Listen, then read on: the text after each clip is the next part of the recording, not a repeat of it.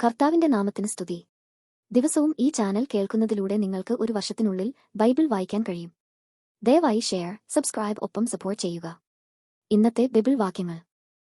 പുറപ്പാട് പുസ്തകം 21 അധ്യായം 1 മുതലുള്ള വാക്യങ്ങൾ. പുറപ്പാട് പുസ്തകം 21 അധ്യായം 1 മുതലുള്ള വാക്യങ്ങൾ. അവരുടെ മുമ്പാകെ നീ വെക്കേണ്ടുന്ന ന്യായങ്ങളാവിത്: ഒരു എബ്രായദാസനെ വിലയ്ക്ക് വാങ്ങിയാൽ 6 സംവത്സരം സേവിച്ചിട്ട് 7-ാം സംവത്സരത്തിൽ അവൻ ഒന്നും കൊടുക്കാതെ സ്വതന്ത്രനായി പൊയ്ക്കൊള്ളട്ടെ. ഏകനായി വന്നുവെങ്കിൽ ഏകനായി പോകട്ടെ. അവന് ഭാര്യയുണ്ടായിരുന്നുവെങ്കിൽ ഭാര്യയെയും അവനോടുകൂടെ പോകട്ടെ.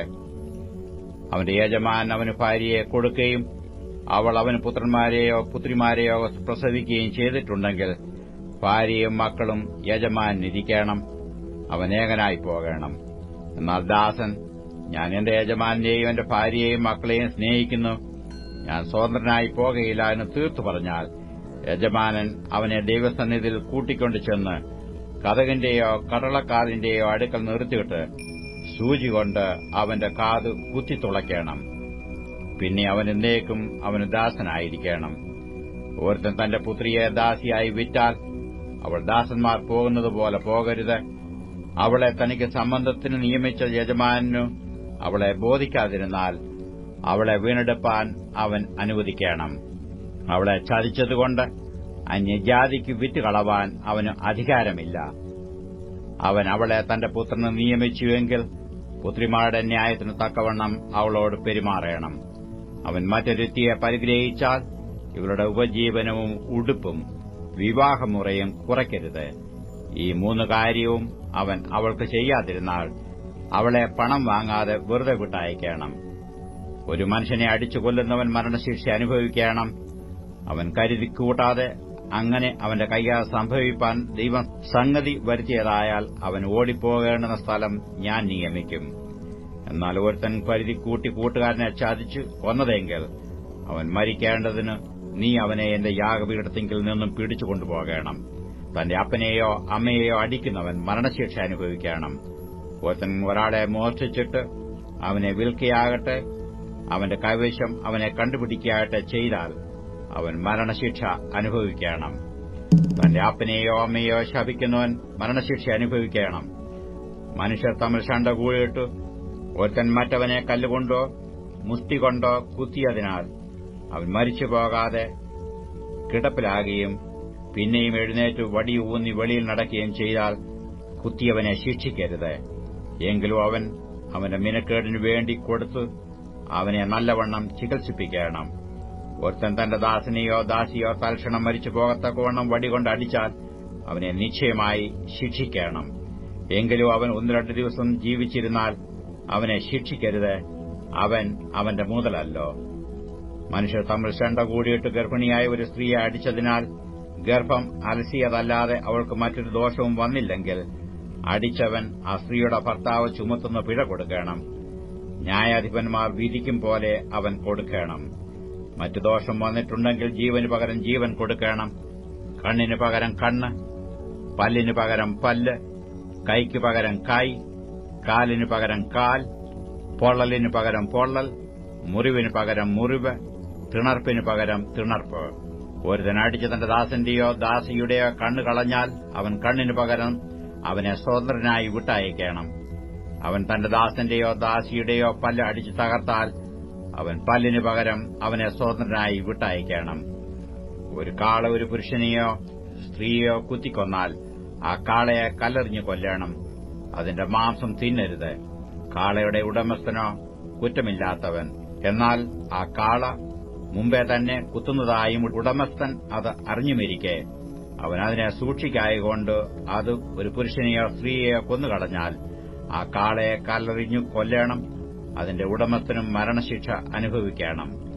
ഉദ്ധാരണദ്രവ്യം അവന്റെ മേൽ ചുമത്തിയാൽ തന്റെ ജീവന്റെ വീണ്ടെടുപ്പിനായി തന്റെ മേൽ ചുമത്തിയതൊക്കെയും അവൻ കൊടുക്കണം. അത് ഒരു ബാലനെ കുത്തിയാലും ഒരു ബാലയെ കുത്തിയാലും ഈ ന്യായപ്രകാരം അവനോട് ചെയ്യണം. കാള ഒരു ദാസനെയോ ദാസിയോ കുത്തിയാൽ അവൻ അവരുടെ ഉടമസ്ഥന് 30 ശേക്കെൽ വെള്ളി കൊടുക്കണം. കാളയെ കൊന്നുകളയുകയും വേണം. ഒരുത്തനൊരു കുഴി തുറന്നുവെക്കുകയോ കുഴി കുഴിച്ചു അതിനെ മൂടാതിരിക്കുകയോ ചെയ്തിട്ടു അതിലൊരു കാളയോ കഴുതയോ വീണാൽ കുഴിയുടെ ഉടമസ്ഥൻ വില കൊടുത്ത് അതിന്റെ യജമാനന് തൃപ്തി വരുത്തണം. എന്നാൽ ചത്തുപോയതു അവനുള്ളതായിരിക്കണം. ഒരുത്തന്റെ കാള മറ്റൊരുത്തന്റെ കാളയെ കുത്തിയിട്ട് അത് ചത്തുപോയാൽ അവർ ജീവനോടിരിക്കുന്ന കാളയെ വിറ്റ് അതിന്റെ വില പകത്തെടുക്കണം. ചത്തുപോയതിനെയും പകത്തെടുക്കണം.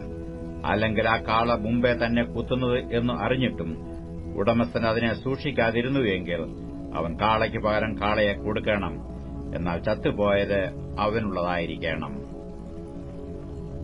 പുറപ്പാട് പുസ്തകം 22-ാം അധ്യായം 1 മുതലുള്ള വാക്യങ്ങൾ. പുറപ്പാട് പുസ്തകം 22-ാം അധ്യായം 1 മുതലുള്ള വാക്യങ്ങൾ. ഒരുത്തൻ ഒരു കാളയെയോ ഒരു ആടിനെയോ മോഷ്ടിച്ച് അറുക്കുകയാകട്ടെ വിൽക്കുകയാകട്ടെ ചെയ്താൽ അവൻ ഒരു കാളയ്ക്ക് 5 കാളയെയും ഒരു ആടിന് 4 ആടിനെയും പകരം കൊടുക്കണം. കള്ളൻ വീട് മുറിക്കുമ്പോൾ പിടിക്കപ്പെട്ടു അടികൊണ്ട് മരിച്ചുപോയാൽ അവനെ സംബന്ധിച്ച് രക്തപാതകമില്ല. എന്നാൽ അത് നേരം വെളുത്ത ശേഷമാകുന്നുവെങ്കിൽ രക്തപാതകമുണ്ട്. കള്ളൻ ശരിയായിട്ട് പ്രതിശാന്തി ചെയ്യണം. അവൻ വകയില്ലാത്തവനെങ്കിൽ തന്റെ മോഷണം നിമിത്തം അവനെ വിൽക്കണം. മോഷണ വസ്തുവായ കാളയോ കഴുതയോ ആടിനെയോ ജീവനോടെ അവന്റെ കൈവശം കണ്ടുപിടിച്ചാൽ അവൻ ഇരട്ടി പകരം കൊടുക്കണം. ഒരുത്തൻ ഒരു വയലോ മുന്തിരിത്തോട്ടമോ തീറ്റിക്കുകയാകട്ടെ തന്റെ കന്നുകാലിയെ അഴിച്ചുവിട്ടു അത് മറ്റൊരുത്തന്റെ വയലിൽ മേയുകയാകട്ടെ ചെയ്താൽ അവൻ തന്റെ വയലിലുള്ളതിൽ ഉത്തമമായതും തന്റെ മുന്തിരിത്തോട്ടത്തിലുള്ളതിൽ ഉത്തമമായതും പകരം കൊടുക്കണം. തീ വീണ് കാട് കത്തിയിട്ട് കറ്റക്കൂട്ടമോ വിളവോ നിലമോ വെന്തുപോയെങ്കിൽ തീ കത്തിച്ചവൻ പകരം കൊടുക്കണം. ഒരുത്തൻ കൂട്ടുകാരന്റെ പറ്റിൽ പണമോ വല്ല സാധനമോ സൂക്ഷിപ്പാൻ ഏൽപ്പിച്ചിരിക്കെ അത് അവന്റെ വീട്ടിൽ നിന്ന് കളവ് പോയാൽ കള്ളനെ പിടികിട്ടിയെന്ന് വരികിൽ അവൻ ഇരട്ടി പകരം കൊടുക്കണം. കള്ളനെ പിടികിട്ടാതിരുന്നാൽ ആ വീട്ടുകാരൻ കൂട്ടുകാരന്റെ വസ്തുവിന്മേൽ കൈവച്ചിട്ടുണ്ടോ എന്നു അറിയുവാൻ അവനെ ദൈവസന്നിധിയിൽ കൊണ്ടുപോകണം. കാണാതെ പോയ കാള, കഴുത, ആട്, വസ്ത്രം മുതലായ യാതൊന്നിനെയും സംബന്ധിച്ച് ഇത് എനിക്കുള്ളത് എന്ന് ഒരുവൻ പറഞ്ഞ് കുറ്റം ചുമത്തിയാൽ ഇരുപാട്ടുകാരുടെയും കാര്യം ദൈവസന്നിധിയിൽ വരേണം.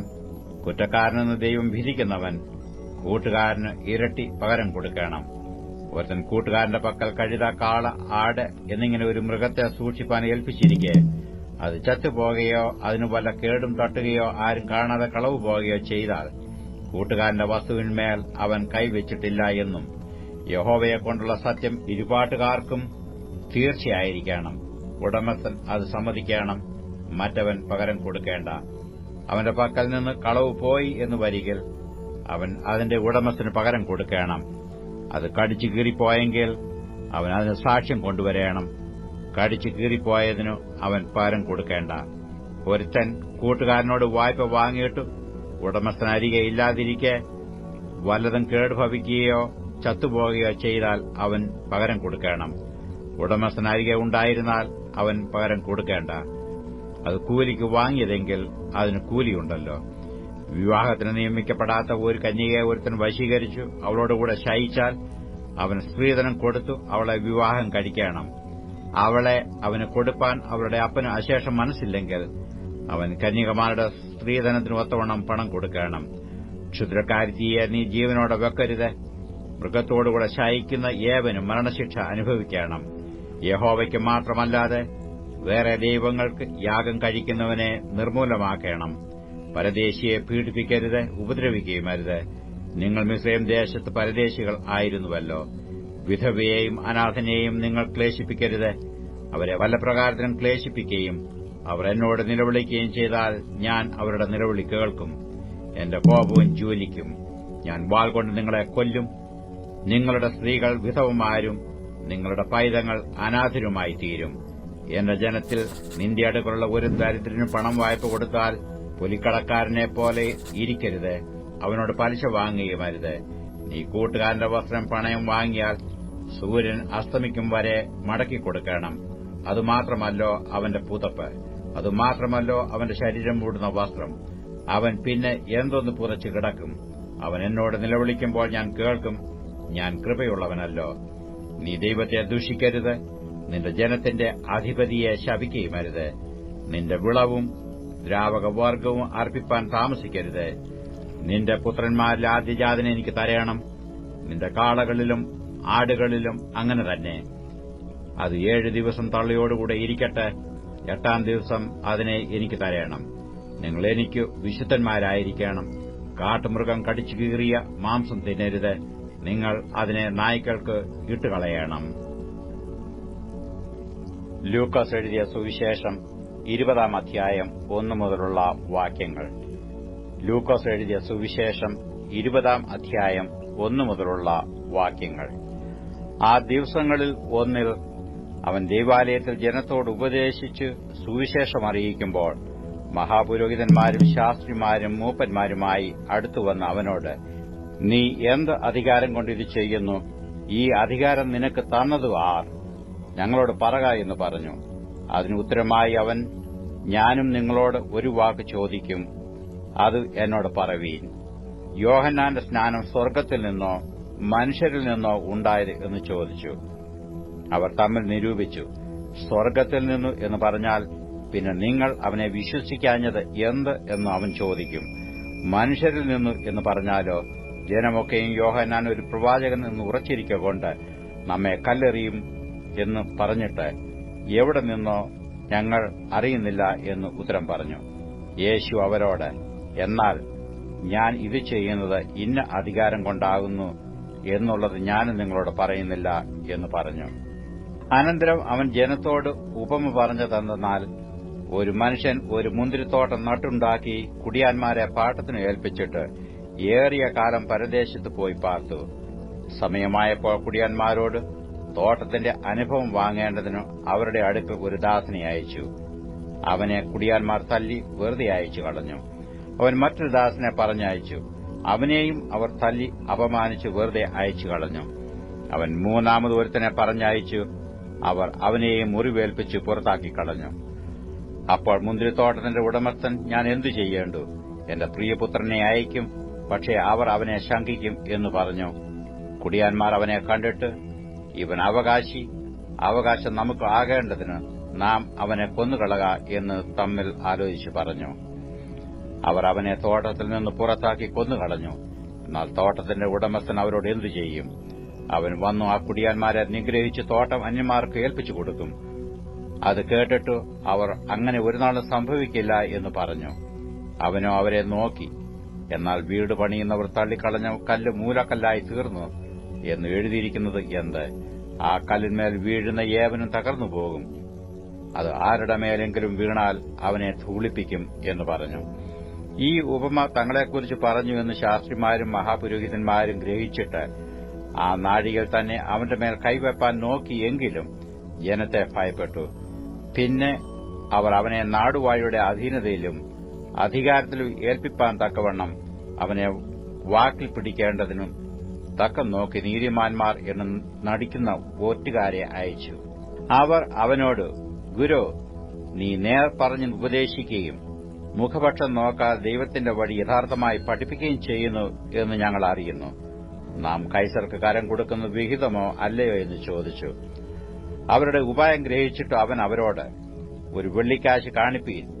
അതിനുള്ള സ്വരൂപവും മേലെഴുത്തും ആരുടേത് എന്ന് ചോദിച്ചതിന് കൈസറുടേത് എന്ന് അവർ പറഞ്ഞു. എന്നാൽ കൈസർക്കുള്ളത് കൈസർക്കും ദൈവത്തിനുള്ളത് ദൈവത്തിനും കൊടുപ്പീൻ എന്ന് അവൻ അവരോട് പറഞ്ഞു. അങ്ങനെ അവർ ജനത്തിന്റെ മുമ്പിൽ വെച്ചു അവനെ വാക്കിൽ പിടിപ്പാൻ കഴിയാതെ അവന്റെ ഉത്തരത്തിൽ ആശ്ചര്യപ്പെട്ട് മിണ്ടാതിരുന്നു.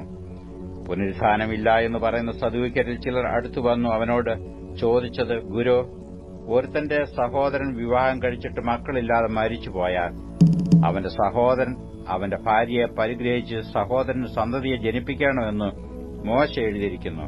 എന്നാൽ 7 സഹോദരന്മാർ ഉണ്ടായിരുന്നു. അവരിൽ ഒന്നാമത്തവൻ ഒരു സ്ത്രീയെ വിവാഹം കഴിച്ച് മക്കളില്ലാതെ മരിച്ചുപോയി. രണ്ടാമത്തവനും മൂന്നാമത്തവനും അവളെ പരിഗ്രഹിച്ചു. അവണ്ണം 7 പേരും ചെയ്തു മക്കളില്ലാതെ മരിച്ചുപോയി. ഒടുവിൽ സ്ത്രീയും മരിച്ചു. എന്നാൽ പുനരുത്ഥാനത്തിൽ അവൾ അവരിൽ ഏവന് ഭാര്യയാകും. 7 പേർക്കും ഭാര്യയായിരുന്നല്ലോ. അതിന് യേശു ഉത്തരം പറഞ്ഞത്, ഈ ലോകത്തിന്റെ മക്കൾ വിവാഹം കഴിക്കുകയും വിവാഹത്തിന് കൊടുക്കുകയും ചെയ്യുന്നു. എങ്കിലും ആ ലോകത്തിനു മരിച്ചവരിൽ നിന്നുള്ള പുനരുത്ഥാനത്തിനും യോഗ്യരായവർ വിവാഹം കഴിക്കുകയുമില്ല, വിവാഹത്തിന് കൊടുക്കപ്പെടുകയുമില്ല. അവർക്ക് ഇനി മരിപ്പാനും കഴിയുകയില്ല. അവൻ പുനരുത്ഥാന പുത്രന്മാരാകിയാൽ ദൈവദൂത തുല്യരും ദൈവപുത്രന്മാരുമാകുന്നു. മരിച്ചവർ ഉയർത്തെഴുന്നേൽക്കുന്നു എന്നതോ മോശയും മുൾപ്പടർപ്പ് ഭാഗത്ത് കർത്താവിനെ അബ്രഹാമിന്റെ ദൈവവും ഇസഹാക്കിന്റെ ദൈവവും യാക്കോബിന്റെ ദൈവവും എന്ന് പറയുന്നതിനാൽ സൂചിപ്പിച്ചിരിക്കുന്നു. ദൈവവും മരിച്ചവരുടെ ദൈവമല്ല, ജീവനുള്ളവരുടെ ദൈവമത്രേ. എല്ലാവരും അവന് ജീവിച്ചിരിക്കുന്നുവല്ലോ. അതിന് ചില ശാസ്ത്രിമാർ, ഗുരു, നീ പറഞ്ഞത് ശരി എന്ന് ഉത്തരം പറഞ്ഞു. പിന്നെ അവനോട് ഒന്നും ചോദിപ്പാൻ അവർ തുനിഞ്ഞതുമില്ല. എന്നാൽ അവൻ അവരോട്, ക്രിസ്തു ദാവീദിന്റെ പുത്രൻ എന്ന് പറയുന്നത് എങ്ങനെ? കർത്താവ് എന്റെ കർത്താവിനോട്, ഞാൻ നിന്റെ ശത്രുക്കളെ നിന്റെ പാദപീഠമാക്കുവോളം എന്റെ വലത്തുഭാഗത്ത് ഇരിക്ക എന്ന് അരുളിച്ചെയ്തു എന്ന് സങ്കീർത്തന പുസ്തകത്തിൽ ദാവീദ് തന്നെ പറയുന്നുവല്ലോ. ദാവീദ് അവനെ കർത്താവ് എന്ന് വിളിക്കുന്നു. പിന്നെ അവന്റെ പുത്രൻ ആകുന്നത് എങ്ങനെ എന്ന് ചോദിച്ചു. എന്നാൽ ജനമൊക്കെയും കേൾക്കെ അവൻ തന്റെ ശിഷ്യന്മാരോട്, വിലയങ്കികളോടെ നടപ്പാൻ ഇച്ഛിക്കുകയും അങ്ങാടിയിൽ വന്ദനവും പള്ളിയിൽ മുഖ്യാസനവും അത്താഴത്തിൽ പ്രധാന സ്ഥലവും പ്രിയപ്പെടുകയും ചെയ്യുന്ന ശാസ്ത്രിമാരെ സൂക്ഷിച്ചുകൊള്ളുകയും അവർ വിധവമാരുടെ വീടുകളെ വിഴുങ്ങുകയും ഉപായരൂപേണ ദീർഘമായി പ്രാർത്ഥിക്കുകയും ചെയ്യുന്നു. അവർക്ക് ഏറ്റവും വലിയ ശിക്ഷാവിധി വരും. ലൂക്കോസ് എഴുതിയ സുവിശേഷം 21 അധ്യായം 1 മുതലുള്ള വാക്യങ്ങൾ. ലൂക്കോസ് എഴുതിയ സുവിശേഷം 21 അധ്യായം 1 മുതലുള്ള വാക്യങ്ങൾ. അവൻ തലപൊക്കി ധനവാന്മാർ ഭണ്ഡാരത്തിൽ വഴിപാടിടുന്നത് കണ്ടു. ദരിദ്രയായ ഒരു വിധവ 2 കാശ് ഇടുന്നത് കണ്ടിട്ടു അവൻ, ഈ ദരിദ്രയായ വിധവ എല്ലാവരെക്കാളും അധികം ഇട്ടിരിക്കുന്നു എന്ന് ഞാൻ സത്യമായിട്ട് നിങ്ങളോട് പറയുന്നു. എല്ലാവരും തങ്ങളുടെ സമൃദ്ധിയിൽ നിന്നല്ലോ വഴിപാട് ഇട്ടത്. ഇവളോ തന്റെ ഇല്ലായ്മയിൽ നിന്ന് തനിക്കുള്ള ഉപജീവനമൊക്കെയും ഇട്ടിരിക്കുന്നു. ചിലർ ദേവാലയത്തെക്കുറിച്ച് അത് മനോഹരമായ കല്ലുകളാലും വഴിപാടുകളാലും അലങ്കരിക്കപ്പെട്ടിരിക്കുന്നു എന്ന് പറഞ്ഞപ്പോൾ, ഈ കാണുന്നതിൽ ഇടിഞ്ഞു പോകാതെ കല്ല് കല്ലിന്മേൽ ശേഷിക്കാത്ത കാലം വരും എന്ന് അവൻ പറഞ്ഞു. ഗുരു, അത് എപ്പോൾ ഉണ്ടാകും? അത് സംഭവിപ്പാറാകുമ്പോഴുള്ള ലക്ഷണം എന്ത് എന്ന് അവർ അവനോട് ചോദിച്ചു. അതിനു അവൻ, ആരും നിങ്ങളെ തെറ്റിക്കാതിരിപ്പാൻ സൂക്ഷിച്ചുകൊള്ളുവീൻ. ഞാനാകുന്നു എന്നും സമയം അടുത്തിരിക്കുന്നു എന്നും പറഞ്ഞ അനേകർ എന്റെ പേരെടുത്തു വരും. അവരെ അനുഗമിക്കരുത്. നിങ്ങൾ യുദ്ധങ്ങളെയും കലഹങ്ങളെയും കുറിച്ച് കേൾക്കുമ്പോൾ ഞെട്ടിപ്പോകരുത്. അത് ആദ്യം സംഭവിക്കേണ്ടത് തന്നെ, അവസാനം ഉടനെ അല്ലാതാനും എന്ന് പറഞ്ഞു. പിന്നെ അവൻ അവരോട് പറഞ്ഞത്, ജാതി ജാതിയോടും രാജ്യം രാജ്യത്തോട് എതിർക്കും. വലിയ ഭൂകമ്പവും ക്ഷാമവും മഹാവ്യാധികളും അവിടെ ഉണ്ടാകും. ഭയങ്കര കാഴ്ചകളും ആകാശത്തിൽ മഹാലക്ഷ്യങ്ങളും ഉണ്ടാകും. ഇത് എല്ലാറ്റിനും മുമ്പേ എന്റെ നാമനിമിത്തം അവർ നിങ്ങളുടെ മേൽ കൈവച്ച് രാജാക്കന്മാരുടെയും നാടുവാഴികളുടെയും മുമ്പിൽ കൊണ്ടുപോയി ഉപദ്രവിക്കുകയും പള്ളികളിലും തടവുകളിലും ഏൽപ്പിക്കുകയും ചെയ്യും. അത് നിങ്ങൾക്ക് സാക്ഷ്യം പറവാൻ തരമാകും. ആകയാൽ പ്രതിവാദിപ്പാൻ മുമ്പുകൂട്ടി വിചാരിക്കാതിരിക്കേണ്ടതിന് മനസ്സിൽ ഉറച്ചുകൊള്ളുവീൻ. നിങ്ങളുടെ എതിരികൾക്കോ ആർക്കും ചെറുപ്പാനോ എതിർപ്പറവാനോ കഴിയാത്ത വാക്കും ജ്ഞാനവും ഞാൻ നിങ്ങൾക്ക് തരും. എന്നാൽ അമ്മയപ്പന്മാരും സഹോദരന്മാരും ചാർച്ചക്കാരും ചെങ്ങാതികളും നിങ്ങളെ ഏൽപ്പിച്ചു കൊടുക്കുകയും നിങ്ങളിൽ ചിലരെ കൊല്ലിക്കുകയും ചെയ്യും. എന്റെ നാമനിമിത്തം എല്ലാവരും നിങ്ങളെ പകയ്ക്കും. നിങ്ങളുടെ തലയിലെ ഒരു രോമം പോലും നശിച്ചു പോകയില്ലാതാനും. നിങ്ങൾ ക്ഷമ കൊണ്ടു നിങ്ങളുടെ പ്രാണനെ നേടും. സൈന്യങ്ങൾ യെരൂശലേമിനെ വളഞ്ഞിരിക്കുന്നത് കാണുമ്പോൾ അതിന്റെ ശൂന്യകാലം അടുത്തിരിക്കുന്നു എന്ന് അറിഞ്ഞുകൊള്ളുവീൻ. അന്ന് യഹൂദിയയിലുള്ളവർ മലകളിലേക്ക് ഓടിപ്പോകട്ടെ, അതിന്റെ നടുവിലുള്ളവർ പുറപ്പെട്ടു പോകട്ടെ. നാട്ടുപുറങ്ങളിലുള്ളവർ അതിൽ കടക്കരുത്. എഴുതിയിരിക്കുന്നതെല്ലാം നിവൃത്തിയാകേണ്ടതിന് ആ നാളുകൾ പ്രതികാരകാലം ആകുന്നു. ആ കാലത്ത് ഗർഭിണികൾക്കും മുല കുടിപ്പിക്കുന്നവർക്കും അയ്യോ കഷ്ടം. ദേശത്ത് വലിയ ഞെരുക്കവും ഈ ജനത്തിന്മേൽ ക്രോധവും ഉണ്ടാകും. അവർ വാളിന്റെ വായ്ത്തലയാൽ വീഴുകയും അവരെ സകല ജാതികളിലേക്കും ബദ്ധരായി കൊണ്ടുപോകുകയും ജാതികളുടെ കാലം തികയുവോളം ജാതികൾ യെരൂശലേം ചവിട്ടിക്കളയുകയും ചെയ്യും. സൂര്യനിലും ചന്ദ്രനിലും നക്ഷത്രങ്ങളിലും ലക്ഷ്യങ്ങളുണ്ടാകും. കടലിന്റെയും ഓളത്തിന്റെയും മുഴക്കനിമിത്തം ഭൂമിയിലെ ജാതികൾക്ക് നിരാശയോടുകൂടിയ പരിഭ്രമമുണ്ടാകും. ആകാശത്തിന്റെ ശക്തികൾ ഇളകിപ്പോകുന്നതിനാൽ ഭൂലോകത്തിന് എന്തു ഭവിപ്പാൻ പോകുന്നു എന്ന് പേടിച്ചു നോക്കിപ്പാർത്തും കൊണ്ട് മനുഷ്യർ നിർജ്ജീവന്മാരാകും. അപ്പോൾ മനുഷ്യപുത്രൻ ശക്തിയോടും മഹാതേജസ്സോടും കൂടെ മേഘത്തിൽ വരുന്നത് അവർ കാണും. ഇത് ഇത് സംഭവിച്ചു തുടങ്ങുമ്പോൾ നിങ്ങളുടെ വീണ്ടെടുപ്പ് അടുത്തു വരുന്നതുകൊണ്ട് നിവർന്നു തലപൊക്കുവീൻ. ഒരു ഉപമയോ അവരോട് പറഞ്ഞത്, അത്തി മുതലായ സകല വൃക്ഷങ്ങളെയും നോക്കുവീൻ. അവ തളർക്കുന്നത് നിങ്ങൾ കാണുമ്പോൾ വേനൽ അടുത്തിരിക്കുന്നു എന്ന് സ്വതവേ അറിയുന്നുവല്ലോ. അവണ്ണം തന്നെ ഇത് സംഭവിക്കുന്നത് കാണുമ്പോൾ ദൈവരാജ്യം അടുത്തിരിക്കുന്നു എന്ന് ഗ്രഹിപ്പീൻ. സകലവും സംഭവിക്കുവോളം ഈ തലമുറ ഒഴിഞ്ഞുപോകയില്ല എന്ന് ഞാൻ സത്യമായിട്ട് നിങ്ങളോട് പറയുന്നു. ആകാശവും ഭൂമിയും ഒഴിഞ്ഞുപോകും, എന്റെ വചനങ്ങളോ ഒഴിഞ്ഞുപോകയില്ല. നിങ്ങളുടെ ഹൃദയം അതിഭക്ഷണത്താലും മദ്യപാനത്താലും ഉപജീവന ചിന്തകളാലും ഭാരപ്പെട്ടിട്ട് ആ ദിവസം നിങ്ങൾക്ക് പെട്ടെന്ന് കണി പോലെ വരാതിരിപ്പാൻ സൂക്ഷിച്ചുകൊള്ളുവീൻ. അത് സർവ്വഭൂതലത്തിലും വസിക്കുന്ന ഏവർക്കും വരും. ആകയാൽ ഈ സംഭവിപ്പാനുള്ള എല്ലാറ്റിനും ഒഴിഞ്ഞുപോകുവാനും മനുഷ്യപുത്രന്റെ മുമ്പിൽ നിൽപ്പാനും നിങ്ങൾ പ്രാപ്തരാകേണ്ടതിന് സദാകാലവും ഉണർന്നും പ്രാർത്ഥിച്ചും കൊണ്ടിരിപ്പീൻ. അവൻ ദിവസേന പകൽ ദൈവാലയത്തിൽ ഉപദേശിച്ചു പോന്നു, രാത്രി ഒലിവുമലയിൽ പോയി പാർക്കും. ജനമെല്ലാം അവന്റെ വചനം കേൾക്കേണ്ടതിന് അധികാലത്ത് ദൈവാലയത്തിൽ അവന്റെ അടുക്കൽ ചെല്ലും. 36 സങ്കീർത്തനം 1 മുതലുള്ള വാക്യങ്ങൾ. 36 സങ്കീർത്തനം 1 മുതലുള്ള വാക്യങ്ങൾ. ദുഷ്ടന് തന്റെ ഹൃദയത്തിൽ പാപാദേശമുണ്ട്, അവന്റെ ദൃഷ്ടിയിൽ ദൈവഭയമില്ല. തന്റെ കുറ്റം തെളിഞ്ഞു വെറുപ്പായി തീരുകയില്ല എന്നിങ്ങനെ അവൻ തന്നോട് തന്നെ മധുരവാക്ക് പറയുന്നു. അവന്റെ വായിലെ വാക്കുകൾ അകൃത്യവും വഞ്ചനയുമാകുന്നു. ബുദ്ധിമാനായിരിക്കുന്നതും നന്മ ചെയ്യുന്നതും അവൻ വിട്ടുകളഞ്ഞിരിക്കുന്നു. അവൻ തന്റെ കിടക്കമേൽ അകൃത്യം ചിന്തിക്കുന്നു, കൊള്ളരുതാത്ത വഴിയിൽ അവൻ നിൽക്കുന്നു. ദോഷത്തെ വെറുക്കുന്നതുമില്ല. യഹോവേ, നിന്റെ ദയ ആകാശത്തോളവും നിന്റെ വിശ്വസ്തത മേഘങ്ങളോളവും എത്തുന്നു. നിന്റെ നീതി ദിവ്യപർവ്വതങ്ങളെപ്പോലെയും നിന്റെ ന്യായവിധികൾ വലിയ ആഴിയെപ്പോലെയുമാകുന്നു. യഹോവേ, നീ മനുഷ്യരെയും മൃഗങ്ങളെയും രക്ഷിക്കുന്നു. ദൈവമേ, നിന്റെ ദയ എത്ര വിലയേറിയത്! മനുഷ്യപുത്രന്മാർ നിന്റെ ചിറകിനിടയിൽ ശരണം പ്രാപിക്കുന്നു. നിന്റെ ആലയത്തിലെ പുഷ്ടി അവർ അനുഭവിച്ച് തൃപ്തി പ്രാപിക്കുന്നു. നിന്റെ ആനന്ദ നദി നീ അവരെ കുടിപ്പിക്കുന്നു. നിന്റെ പക്കൽ ജീവന്റെ ഉറവുണ്ടല്ലോ. നിന്റെ പ്രകാശത്തിൽ ഞങ്ങൾ പ്രകാശം കാണുന്നു. നിന്നെ അറിയുന്നവർക്ക് നിന്റെ ദയയും ഹൃദയപരമാർത്ഥികൾക്ക് നിന്റെ നീതിയും ദീർഘമാക്കണമേ. ഡംബികളുടെ കാൽ എന്റെ നേരെ വരരുത്, ദുഷ്ടന്മാരുടെ കൈ എന്നെ ആട്ടിക്കളയരുത്. ദുഷ്പ്രവർത്തിക്കാർ അവിടെ തന്നെ വീഴുന്നു, അവർ മറിഞ്ഞു വീഴുന്നു, എഴുന്നേൽപ്പാൻ കഴിയുന്നതുമില്ല.